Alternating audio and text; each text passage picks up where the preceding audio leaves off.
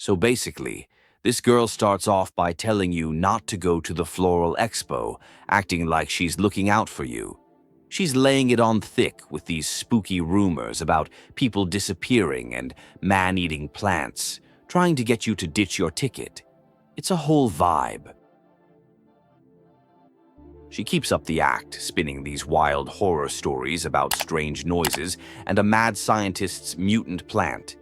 It's giving low-budget horror flick, and honestly, the delivery is kind of iconic. She is really committed to the bit, hoping her yapping will make you hand over the ticket. Finally, the truth comes out. She admits she's been trying to get a ticket for ages because the Expo is a huge deal. It showcases super rare plants from the OreZero zone and is sponsored by the big shot director of Encore Infinity, Leah Wilder. The FOMO is real with this one. You arrive at the Mastona Floral Expo and things get weird fast. Instead of a name, they register you with a code, Y89.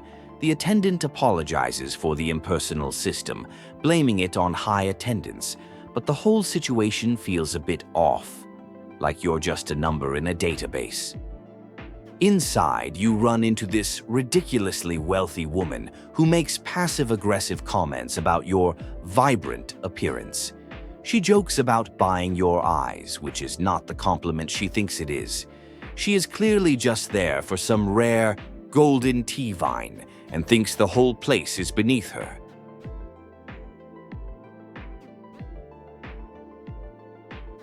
Then you see a doctor who seems sketchy at first, treating a patient. The patient is clearly freaked out by the urban legends of Maneater Plants. This whole interaction feels super staged and adds to the uncanny atmosphere of the Expo, making you question what is actually going on here. The patient reveals he is here because of a digital flyer from Helix Bio, which offered a free Expo ticket with medical treatment. He's a medical volunteer for new meds to treat a disease.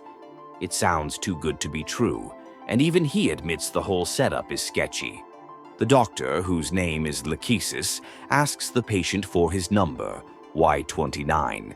After he leaves, she turns to you, calling you Y89, and confirms your suspicions. She reveals that the numbers are not for convenience. The attendees with tickets are actually the exhibits, and they are for sale. Lachesis spills all the tea. Buying flowers is just a front. Helix Bio Inc., a pharma company, is using the Expo to find test subjects. They offer free treatment, but are actually using patients from the OreZero zone as guinea pigs for a new, risky drug for Starstone Syndrome 2. She explains that Starstone Syndrome is a nasty disease caused by space radiation messing with human genes. Helix Bio made bank off the first cure, and now they see the second wave as another business opportunity. They are rushing the process by using unwitting people as disposable data points for their research.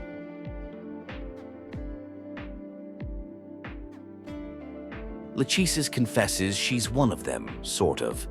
She was recruited by her former mentor, Eloise Wilder, who's the director of this whole shady project. The promise of advanced medical work lured her in, but she was horrified to find out they were treating human lives like lab equipment. Her original plan was to just delete the profiles of potential victims, but her medical droid glitched, and she accidentally intercepted your communications. Realizing she needed a partner on the inside, she sent you the ticket for Y89, believing you were the perfect person to help her expose everything. Suddenly, Eloise is on her way. To make the situation look convincing, Lachesis has you drink some flower tea that makes you pass out. It is a high-stakes move, but it is the only way to get you inside the lab without Eloise getting suspicious. Things are about to get real. While you're out, Lachesis has a tense conversation with Director Wilder. Eloise is suspicious of Lachesis for letting Y-29 go and questions her incomplete reports. She pushes for your neural brain test to be fast-tracked, showing just how much pressure she is under to produce results for her higher-ups. Eloise is clearly feeling the heat from corporate, complaining that they don't understand that experiments have early failures. She grills Lachesis about her recent behavior, making it clear she's being watched. Lachesis has to play along, defending her cautious approach while hiding her true intentions. You wake up, and Lachesis communicates with you through a secret terminal she slipped you. She explains you are in the Helix Biolab. Passing out was actually a clutch move that saved you from a face-to-face with Eloise. Now, the real infiltration mission begins. The plan is to switch you with another test subject who is already sedated. You will become the decoy Y-89, allowing you to escape the lab and find the storage bay with the injection fluid. Lachesis has already prepped a key card to Eloise's office as a backup route.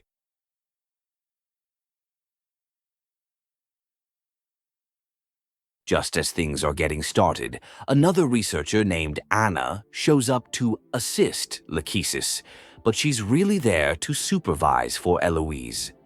Lachesis has to perform a fake scan on the decoy, manipulating the machine's settings to make sure the data matches your falsified file.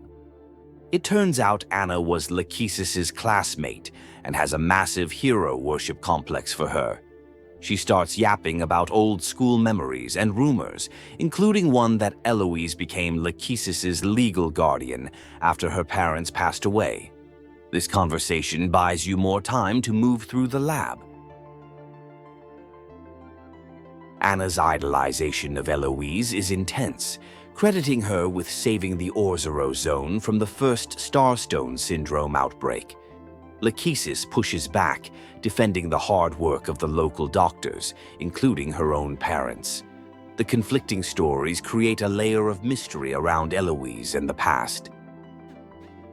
You make your way to the Detention Cell, a chilling room where they keep the failed test subjects. Lachesis explains that the miracle medicine has horrific side effects if not perfectly customized. They use these patients to test treatments for their high-paying clients, which is beyond messed up. Eloise storms into her office, furious about the external database glitch you caused. You have to hide while Lachesis creates a diversion, telling Anna she found anomalies in the sample data and needs to report them to the director immediately. It is a close call that gets Anna out of the way. Lachesis confronts Eloise in her office, trying to lure her away to inspect the anomalies with the Y-89 test subject in person. Eloise, however, is more interested in talking about Lachesis's past and why she left Brighton, calling it teenage rebellion. The mind games are in full swing now.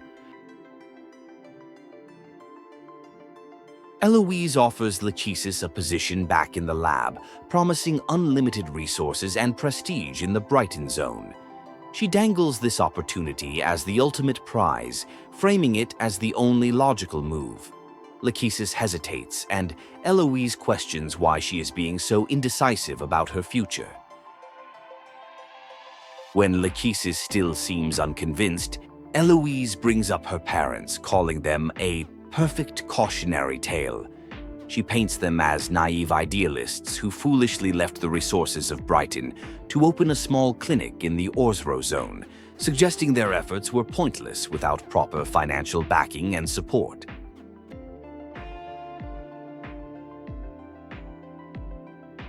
Eloise delivers the final blow, revealing she unveiled the treatment for Starstone Syndrome just months after Lachesis's parents passed away. She claims that if they had just swallowed their pride and returned to Brighton, they could have shared in her glory. It's the ultimate villain monologue, full of arrogance. Meanwhile, you've hacked into the database and found the truth. You tell Lachesis that her parents didn't fail, They actually developed the core formula for the cure. Eloise didn't invent it. She stole their research after they died from exhaustion and passed it off as her own. Armed with this new information, Lachesis goes to find a researcher named Carl Grimald, who Eloise mentioned has the password to the storage bay. She finds him complaining about his equipment and offers to help, using her skills to fix the machine and gain his trust as a new assistant. Lachesis cleverly manipulates Carl by pointing out errors in his data, errors she secretly caused. Panicked that Director Wilder will fire him, Carl blurts out the temporary password to the storage bay so Lachesis can grab a new sample for him. It is a total social engineering win. With the injection fluid destroyed, you two celebrate a bit, thinking the mission is over. But Lachesis gets a message from Eloise to perform a surgery. It feels like a trap. Lachesis goes to check it out while you wait, and she quickly learns that Eloise knows everything.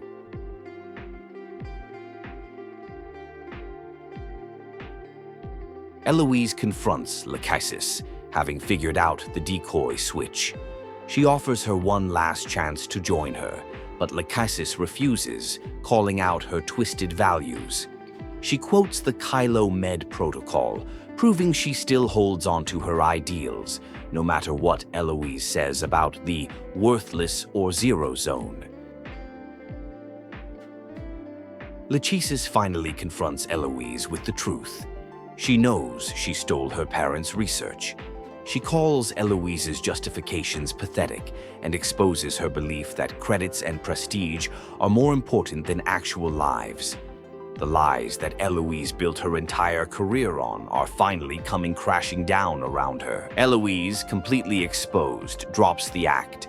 She orders her guards to restrain Lachesis, planning to use her brain for the experiment as a final act of cruelty. But you show up just in time to intervene. Eloise, seeing you both, decides two fresh brains would make a perfect control group. In the end, Lachesis saves Eloise's life, refusing to let her die before she can face proper justice. She tells Eloise that her survival will be a punishment, living as a disgrace to her family and a failure. It is a powerful moment, showing Lachesis's commitment to her oath. With the ordeal over, you find a starflower, a plant that symbolizes undying idealism. It is a quiet moment of reflection, a reminder that even in the harshest environments and after facing the darkest parts of humanity, faith and hope can still find a way to bloom and survive.